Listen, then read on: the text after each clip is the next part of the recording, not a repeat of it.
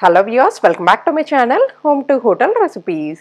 இன்னைக்கு நம்ம இந்த வீடியோல மோதகம் எப்படி பண்றதுன்னு பாப்போம். இதுல நான் 1 கப் பச்சரிசி எடுத்திருக்கேன். பச்சரிசி எடுத்த அதே கப்ல 1/4 கப் பாசிப்பருப்பு. இப்போ ஒரு பவுல்ல அரிசியும் பருப்பையும் ஒண்ணா சேர்த்துறலாம். ஒண்ணா சேர்த்துட்டு தண்ணி ஊத்திட்டு ஒரு தடவை அலசிக்குவோம். அலசிட்டு தண்ணியை ஃபுல்லா வடிகட்டிரலாம்.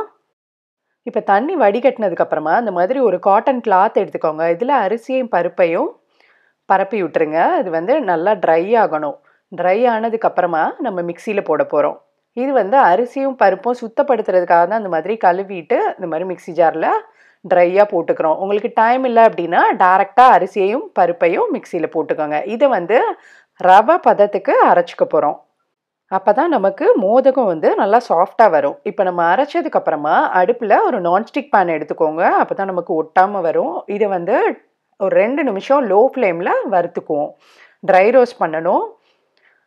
நல்லா ஒரு 2 நிமிஷம். மாவு சூடானா போதும். ரொம்ப நேரம் கலர்லாம் சேஞ்ச் ஆக தேவையில்லை. ஒரு 2 நிமிஷம் வறுத்துருங்க. வறுத்துட்டு இதை தனியாக எடுத்து வச்சுருவோம். இப்போ அதே கடாயில் அரிசி எடுத்த அதே கப்பில் 3 கப் அளவு தண்ணி. 3 கப் அளவு தண்ணி நல்லா கொதிக்கணும்.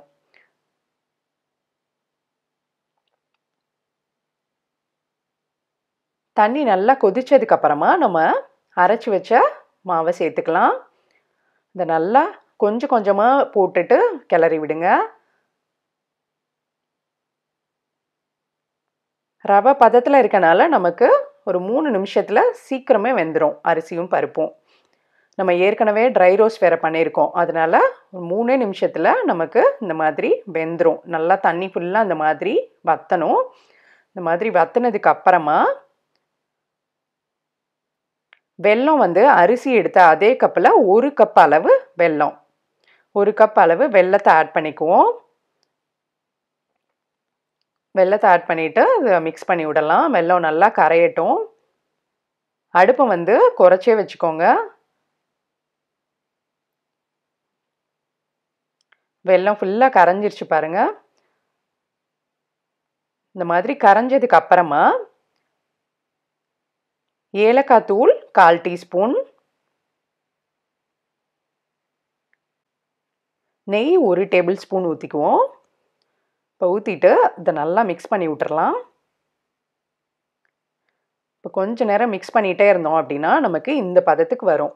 பேனில் ஒட்டாமல் இந்த மாதிரி வரணும். அப்போ தான் நமக்கு மோதக உருண்டை பிடிக்கிறதுக்கு கரெக்டாக இருக்கும். இப்போ அடுப்பு ஆஃப் பண்ணிடலாம்.